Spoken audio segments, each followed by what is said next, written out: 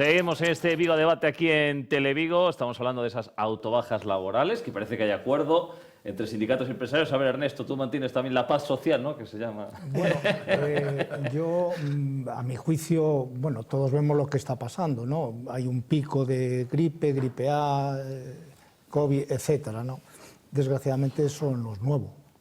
No es nuevo en Galicia y yo me imagino que en el conjunto del territorio nacional. Por lo tanto, a ver, aquí se decía que el primer objetivo no puede...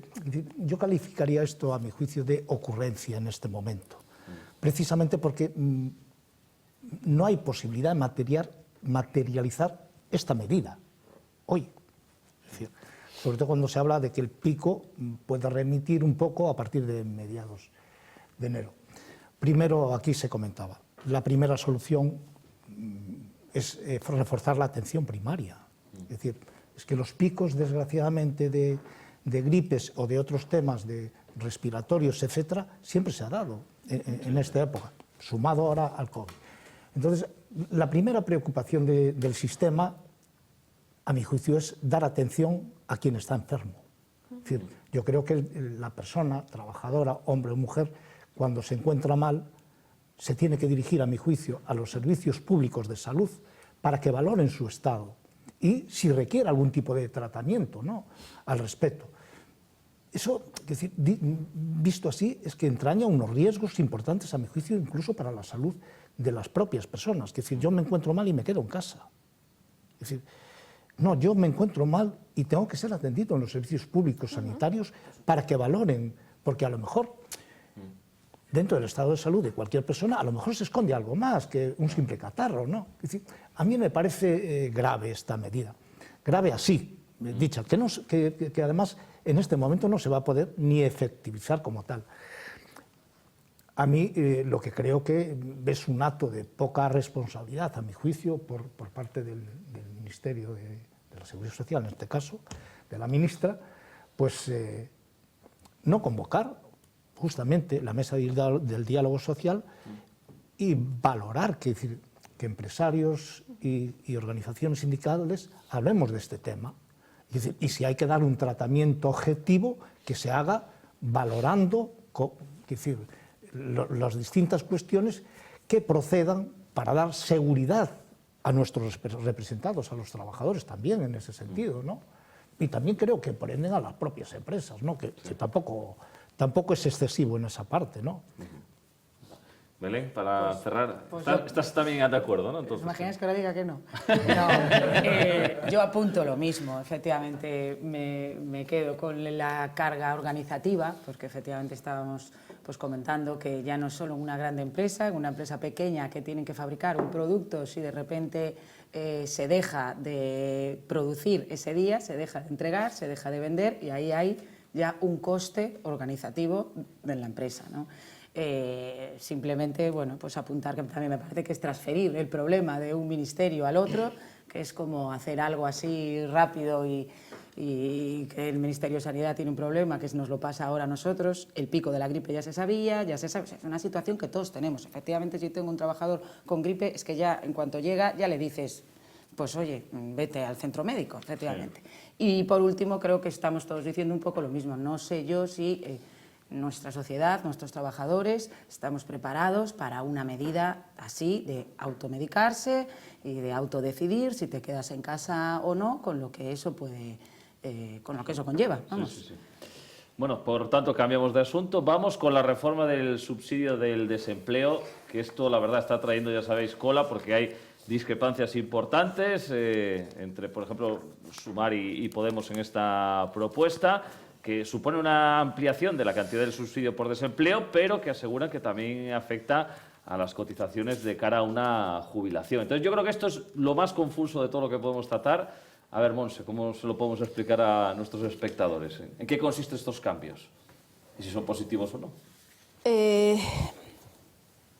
Súmame ao que comezou dicindo Jorge, este tema tiña que estar no diálogo social. Tiña que empezar aí. Nos entendemos a potestade que ten o goberno, entendemos que despois teña que ser tratado co resto dos partidos políticos, pero a base tiñamos que facer nós, porque isto está relacionado, todo relacionado co traballo e coa seguridade social, somos actores principais. Ben, despois, estamos de acordo con Podemos en este tema, porque os maiores de 52 anos, a base de cotización é de 125. Hai a proposta a partir de xuño, dos que cumplan os requisitos para este tema a partir de xuño deste ano, a base se baixe a 120 e aí cada ano 5 menos, hasta 2028. E entonces estamos de acordo. Nos consideramos que todo o relacionado co desemprego ten que ser axudas positivas para os traballadores e as traballadoras, non negativo. Parte positiva, aínda que non estivemos aí, que amplía a cobertura a máis persoas, agora entran os menores de 45 anos tamén. En un principio se falaba de que se non tiñan un ano traballado que non podrían despois acceder, agora sí.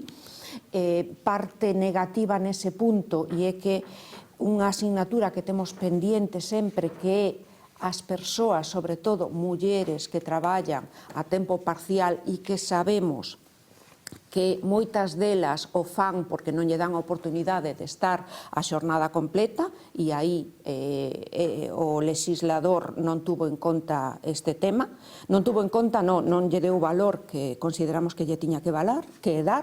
Despois tamén hai unha subida nas prestacións, os 6 primeiros meses 570 euros, dos 6 aos 12 meses siguientes 540, e despois xa pasa o 80% do IPREN, que son os 480 euros. Despois, isto afectalle os subsidios por esgotamento da prestación contributiva, os que non tiñan as cotizacións suficientes para ter a prestación contributiva. E outra cosa que hai que decir tamén é que hai unha serie de subsidios que agora van a pasar ao ingreso mínimo vital, como son as persoas que despois dunha revisión dunha incapacidade temporal, o subsidio extraordinario por desemprego, o famoso SED, o RAI, ou o subsidio que reciben as persoas ao saír do cárcere. Estes subsidios pasan ao ingreso mínimo vital. Lado empresarial. Bueno, pues totalmente de acuerdo con lo que comentábamos. No voy a entrar en las cifras, ya las comentó ella, pero tenemos un problema. Y el problema es que tenemos un gobierno, o parte del gobierno, que no confía en el diálogo social, sin más, y que quiere hacer una intromisión en todas las políticas de empresa, en todas. Hablamos de convenios, hablamos de salario mínimo, hablamos ahora de subsidios, hablamos de todo. Y parece mentira que haya miembros del gobierno, ministros o ministras, que hablen tanto de diálogo y luego lo apliquen tan poco. Porque esto tendría que haber pasado por el diálogo social previo a que sea un decreto. Y creo también que en este país nos estamos acostumbrando tanto a los decretos que entran en vigor en el momento que se publican y luego a ver si se validan o no se validan. Hoy será un día para poder analizar eso. Pero no puede ser que nos saltemos el diálogo social que tantos años ha costado consolidar en este país. Y este es un caso más. Entonces, esto no solo es una pelea partidista entre Podemos y Sumar, sino que también es una pelea entre ministerios, entre trabajo y economía. Y parece, y en esto estoy también totalmente de acuerdo con Monse, que aquellos colectivos desfavorecidos, que son esos mayores de 52, sean los principales perjudicados en una reforma de subsidio.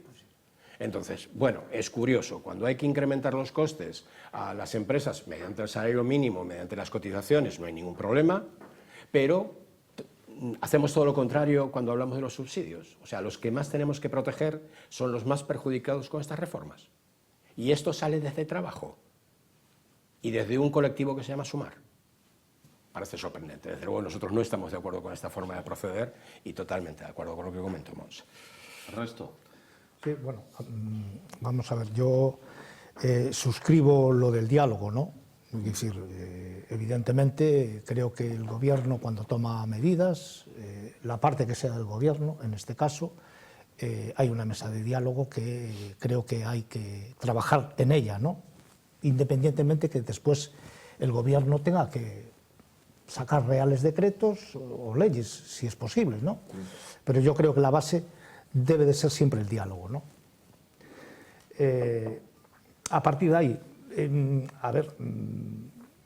la reforma en sí tiene aspectos positivos. Monse los acaba de comentar, ¿no? Es decir, el subsidio para mayores de 45 años, el incremento es importante, porque lo decía Monse, los 6 primeros meses de subsidio pasas a cobrar, que son insuficientes objetivamente, ¿no? Eso es así, pero pasan a cobrar 570 euros, a los 6 meses siguientes 540 y a partir de ahí los 480 actuales que hay hoy por hoy.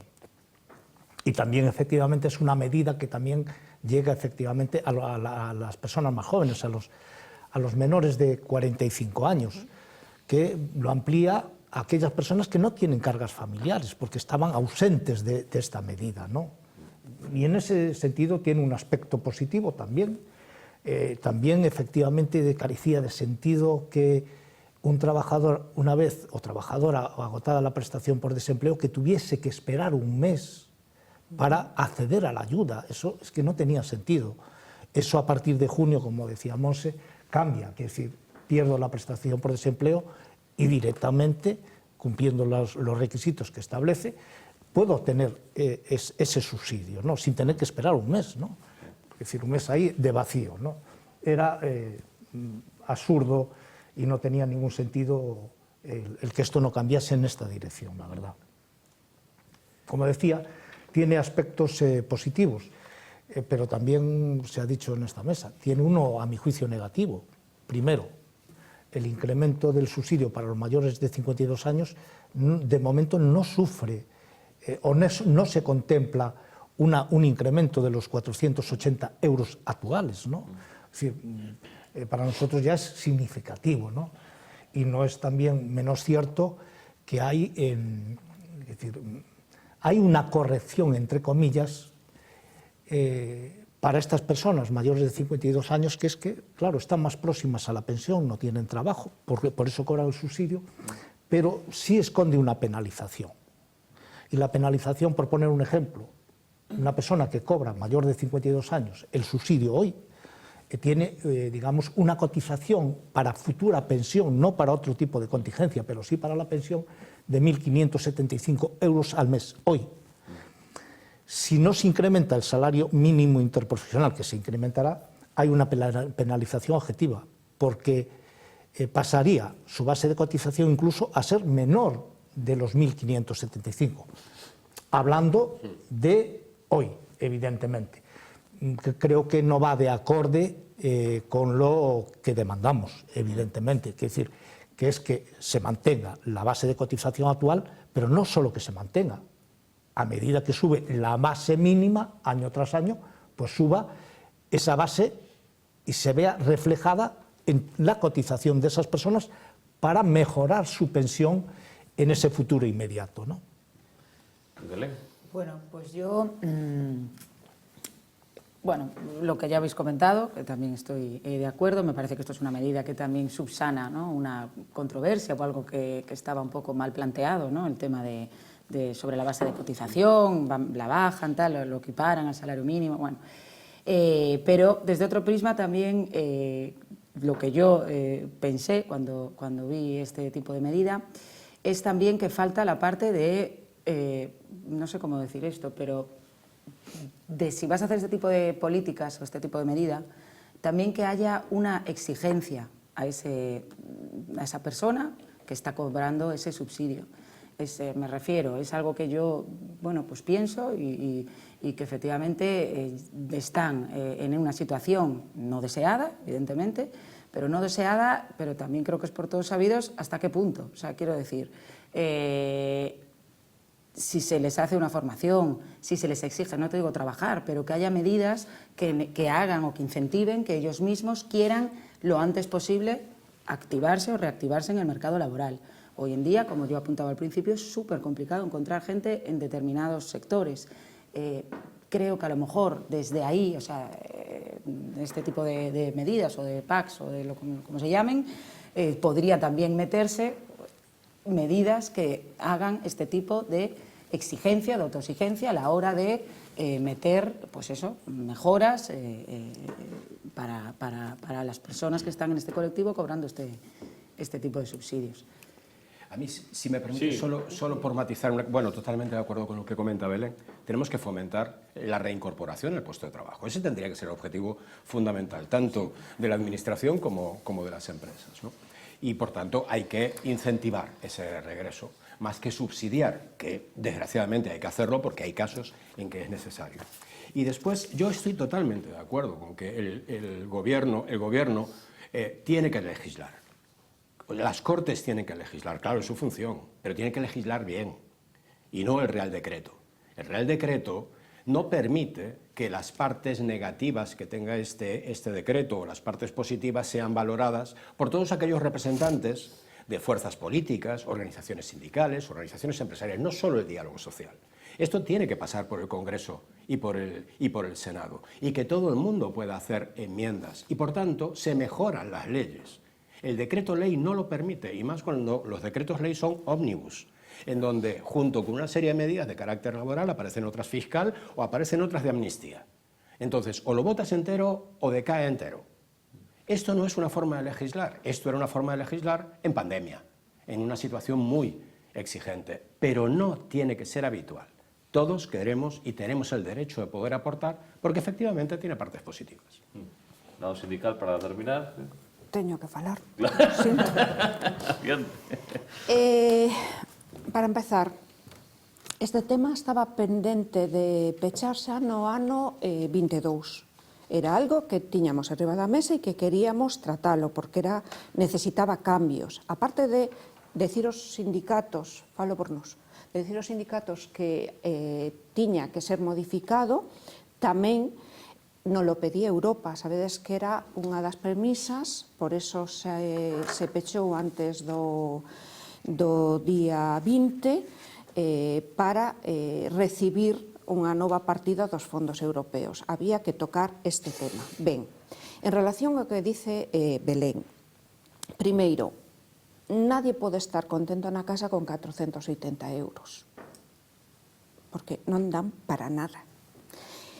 Sí hai medidas, existen esa parte, non a falamos, pero sí hai medidas. E hai medidas para que, hasta para que os traballadores que estén traballadores e traballadoras que estén nesta situación poidan compatibilizar as dúas cousas. Durante un tempo poden estar traballando e ao mesmo tempo cobrando esta prestación. Por que se fai tamén? Porque se ti deixas esa prestación, empezas a traballar e polo que sexa, ou non pasas o período de proba, etcétera, etcétera, tendrías que voltar a solicitar, entonces favorecer que estas persoas sigan cubertas nas súas necesidades, que son mínimas, porque estamos falando de cantidades moi pequenas. Entón, Pero podo... Sí. Pero, e aí non ves un hilo moi fino a la hora de saber luego qué te compensa? ¿Qué les compensa? O sea, nos decimos que o traballo dignifica. O traballo dignifica. Yo tamén.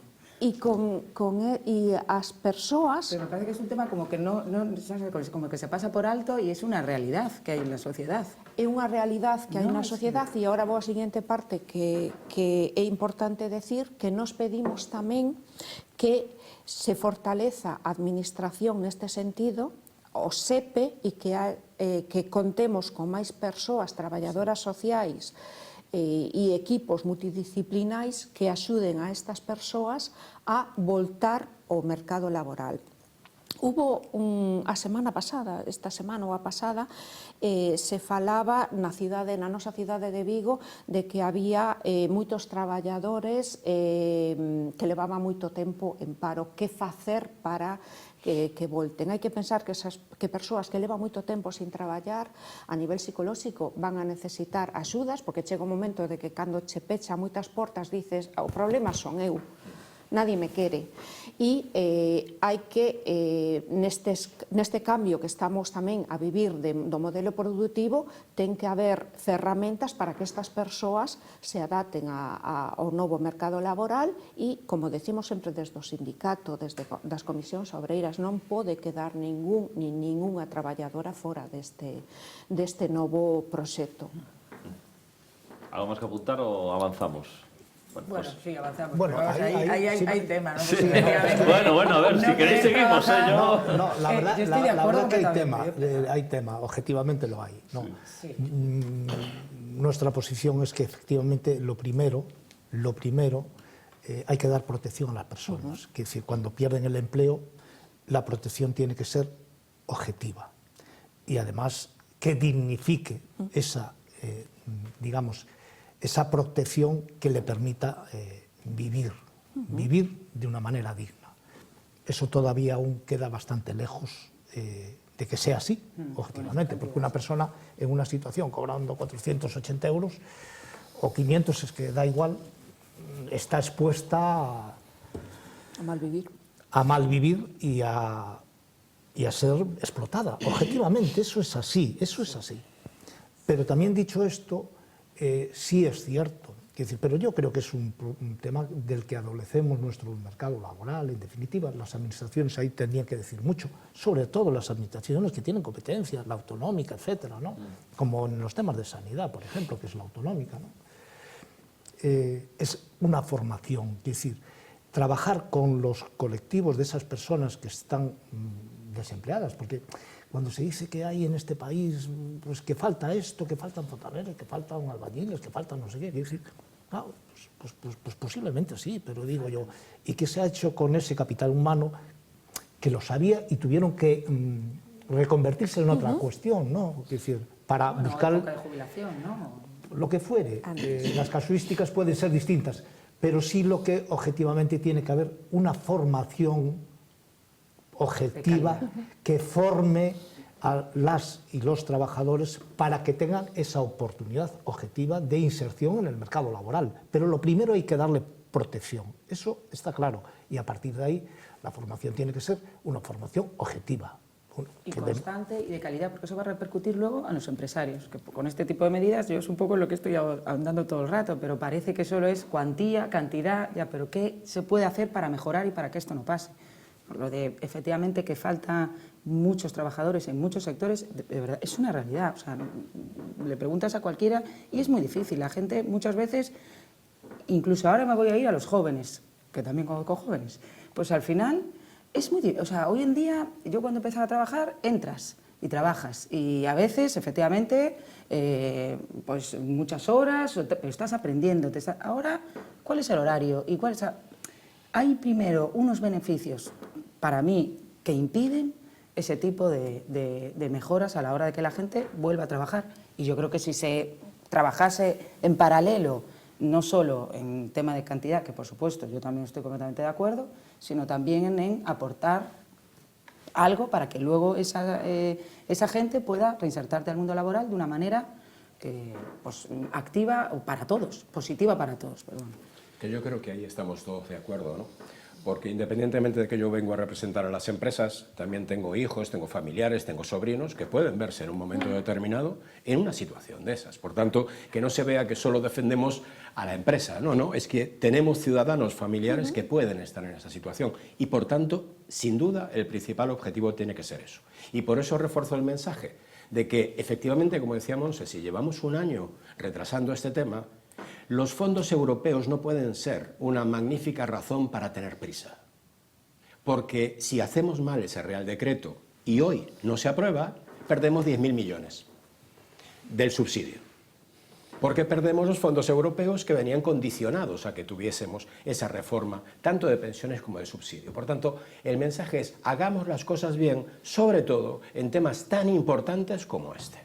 Igual hay otras cosas en donde se puede aplicar el decreto ley, pero en esto, en donde tiene que haber participación ciudadana, porque todos estamos implicados en el problema, hay que hacerlo bien.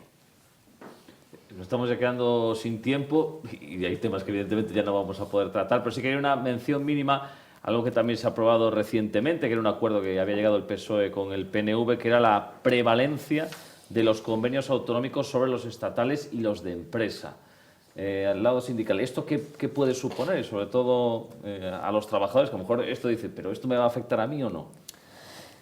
Bueno, a ver, yo, si me lo permites, Monse, creo que también ahí, a mi juicio, habría que haber convocado la mesa de diálogo social y trabajar, porque al fin y al cabo la negociación colectiva en este país pesa sobre las organizaciones sindicales y sobre los empresarios, ¿no? Objetivamente, estemos o no de acuerdo en lo que corresponda, pero sí creo que en ese sentido, pues bueno, que decir, el gobierno no ha apuntado bien. ¿Por qué? Porque, bueno, hombre, nosotros no vamos a discutir los compromisos de este o de cualquier otro gobierno, ¿no?, en un momento determinado, ¿no? Pero sí que estamos hablando de un tema que es sumamente importante para la organización a la que yo represento, en este caso como Comisiones Obreras. En ese marco del diálogo social se tendría que hablar de esa prevalencia, en qué condiciones, con qué matices, etcétera. Porque sí es cierto que se han negociado, no solo aquí en Galicia escasamente, pero en otros ámbitos territoriales, convenios de ámbito territorial, ¿no?, donde ha sido posible. Tampoco tiene que colisionar efectivamente con un convenio sectorial estatal, ¿no?, que engloba el conjunto del territorio nacional. Pero sí, en este caso, a mi juicio, el debate y que dé estabilidad desde un punto de vista de aplicación objetiva de los convenios tendría que ser, a mi juicio, dentro del diálogo social tripartito, gobierno, empresarios y organizaciones sindicales. Ya, yo no sé esto, por ejemplo, una empresa pequeña, ¿cómo os puede afectar esto? A ver, yo, sobre esta medida, yo en mi empresa tengo 3 convenios diferentes, ¿no? Sí. Industria química, bueno, metal y comercio del metal. Pues te voy a ser muy sincera, nosotros aplicamos siempre o sea, es un poco lo que está pasando, o sea, los que tienen más beneficios se lo aplico a los demás. O sea, pero claro, volvemos a lo mismo, soy una empresa pequeña y uso la lógica, porque como estamos hablando, los empresarios somos personas también, somos, o sea, intentamos buscar pues, que ese convenio colectivo sea lo mejor para todos, ¿no? Yo lo que creo que está pasando, bueno, pues efectivamente es una orden de privación de fuentes que cambia, ¿no? Entiendo que ahora se viene la autonómica antes la estatal, y yo, a mi parecer, me parece que va a haber más seguridad jurídica a la hora de que haya controversia entre un convenio y otro. Es lo único que yo puedo opinar, porque yo creo que también esto está metido para grandes empresas, donde hay convenios que en Galicia tenemos muchos problemas, ¿no?, en tema de convenios pues, astilleros, o sea, creo que viene a legislar cosas que a mi juicio, pues a mí me quedan grandes, vamos.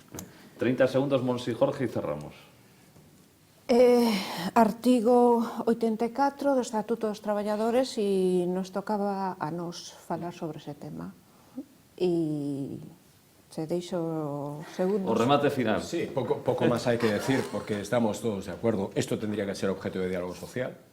Esto atenta contra la unidad de mercado, porque ahora una empresa que pueda trabajar en 5 o 6 comunidades autónomas tendrá 6 convenios diferentes.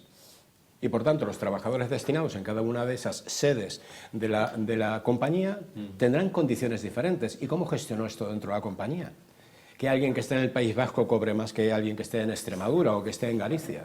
Por tanto, se está saltando el diálogo social, atenta contra la unidad de mercado, y después tenemos otro grave problema. Es que este va a ser el futuro de la legislatura, en donde cuando alguien cuyos votos son críticos para que se apruebe una medida o una legislatura ponga una condición como la de Puigdemont de ayer a la noche, se va a aprobar, pase lo que pase, en sus consecuencias al resto de las empresas del resto de los territorios. Bueno, entonces estamos perdidos. Entonces, esto es un acuerdo político, nada tiene que ver con un acuerdo laboral, empresarial o fruto del diálogo social. Por tanto, es criticable. Bueno, yo, la verdad que siempre que termino estos debates me quedo satisfecho porque veo que al final, como decía Jorge antes, en muchas cosas estáis más o menos de acuerdo. Bueno, en algunas. Sí, el salario mínimo la que menos, pero el resto más o menos, oye, tenéis ahí y yo, al final, pues mira, que se convoque más mesas de diálogo social porque ya vemos que se puede hacer y además en este buen clima. Así que agradeceros a todos, a Jorge, Belén, Monse y Ernesto, un placer y hasta otra. Gracias. Gracias. a vosotros. Gracias. Y ya sabéis, todos nuestros programas se pueden ver en televigo.com y la semana que viene más Vigo a Debate. Adiós.